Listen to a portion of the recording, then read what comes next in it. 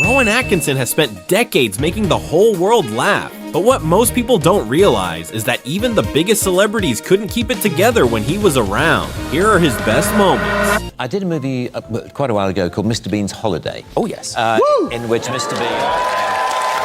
You're so casual about that. I did a film called Mr. Bean's Wow. Well, because he'd look like an even bigger knob if he said, oh, well, of course you all know Mr. Bean's Holiday. You know, Yeah, exactly. so it's I'm trying to reduce my knob quotient. Rowan Atkinson once sat down with Stephen Colbert and explained exactly how Mr. Bean was born, and even Colbert couldn't hold it together. Do you remember that night? Yes, I certainly remember the night. It was a one-off. It was a one-night review, and I was asked if I wanted to do something, and I couldn't think of anything, and just stood in front of a mirror, to be honest, and I just started pulling faces, I mean, for want of a better term, and I just sort of, you know, was doing this.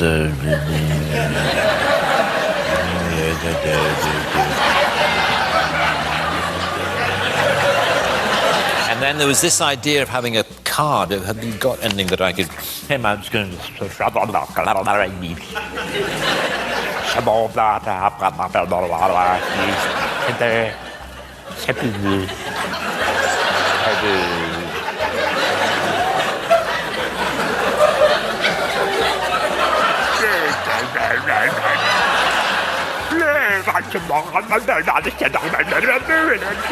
Anyway, it was something like that.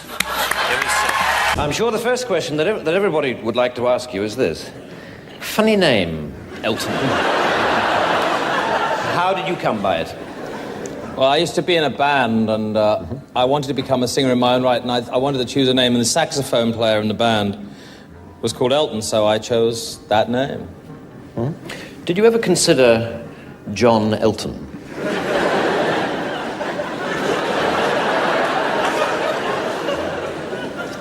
No. You didn't? Okay.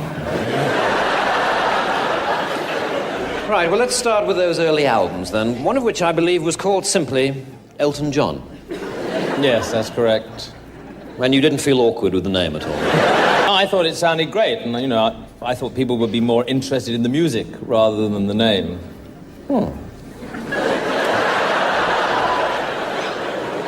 Most people go to the F1 grid and watch the race. Rowan Atkinson showed up and spent the whole interview doing a flawless impression of Martin Brundle while he was interviewing him, and it just flew over his head. What would Mr. Bean reckon to all of this Formula One malarkey? Yeah.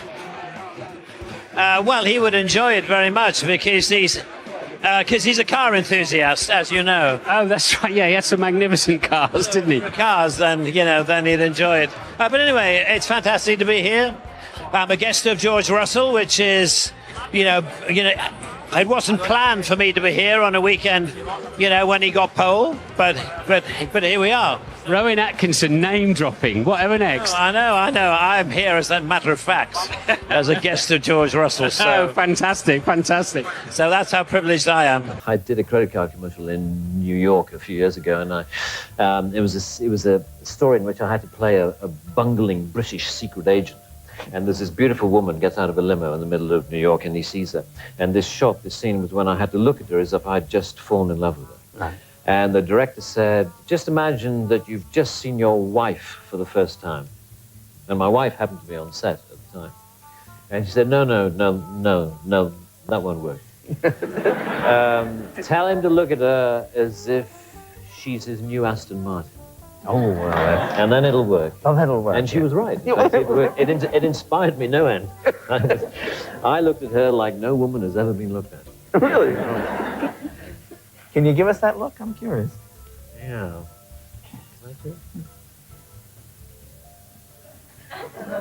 Most people know Rowan Atkinson as Mr. Bean, but in Blackadder, he played everything from a medieval lord to a cunning Scottish brother, and every single time the cast around him completely fell apart trying to keep straight faces. Forget the whole thing. I'm going back home with Migsy. Yes. Oh, show me the glen where the kipper roams free and together. Oh, I'm so sorry. I'm so sorry. Got too funny. Sorry. It's so funny to me that he addressed it all to Miggins. Consulting with the wife. You see, after back in the office on Friday, because Yeah, I know what you mean. I'm going to look at you. You're looking that way. I understand everything. I know what it's like. I mean, you've got a difficult job. 45 miles commuting every day. Most people think being funny is just something you're born with, but Rowan Atkinson sees it completely differently. Start with a quote that I read. Oh dear. From you. It says, "The problem with talk shows is that you're supposed to amuse. I generally rely on being interesting rather than funny. They just want people with wacky stories about airports, and I haven't really got any." How true. It's true. How true. I haven't. So how was Kastrup Airport? No, I have no stories. No. I'm always rather confused, as I think I know you are, about whether I'm a comedian or whether I'm an actor.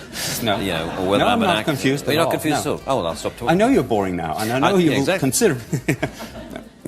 Exactly. You'll be nodding off in no time. In this next clip, Atkinson talks about the preparation for Mr. Bean and why he believes it became so successful.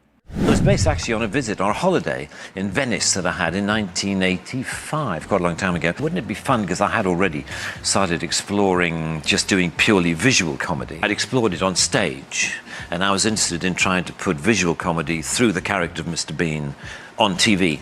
And so that's where it started. Well, the first ones we did were in 1988, 89, and then it sort of grew from there, and now we've got this... Weird, it's like you've got its own life. presence. Media interviews can get pretty strange, but during the early promotions for Mr. Bean, Rowan Atkinson looked genuinely lost in some of them, like he had no idea what the interviewer was actually asking him or where the conversation was even going. That's really good, thank you. This side or this side? Right, do you want to sit down? No, I'll get behind you. Well, I see, I just sit here and... Yeah, you don't have to do anything. Okay. Coming up on Sunrise this morning, we meet the lovely Mr. Rowan Atkinson. We talk about Mr. Bean's holiday, and all you have to say is, if you miss it, you miss out. Simple as that. You ready? Right, okay. I'm good at this. Good, okay. How interesting. Morning, Neil Sean here on Sunrise. A man who needs no introduction, Mr. Rowan Atkinson, and we talk about Mr. Bean's holiday. Remember though, Rowan? That's right. If you miss it, you miss out.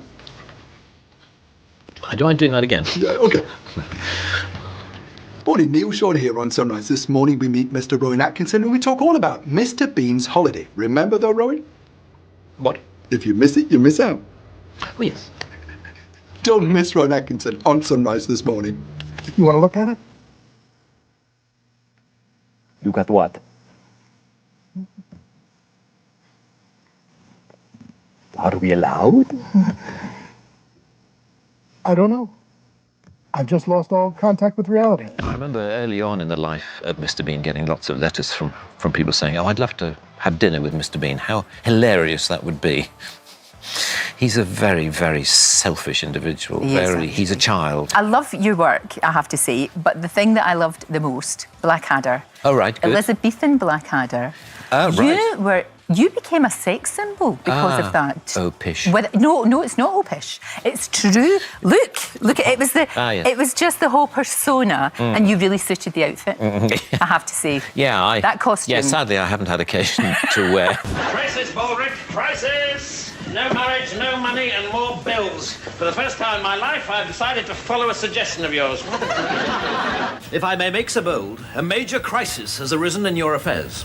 Yes, I know, Blackadder. I've been pondering it all morning.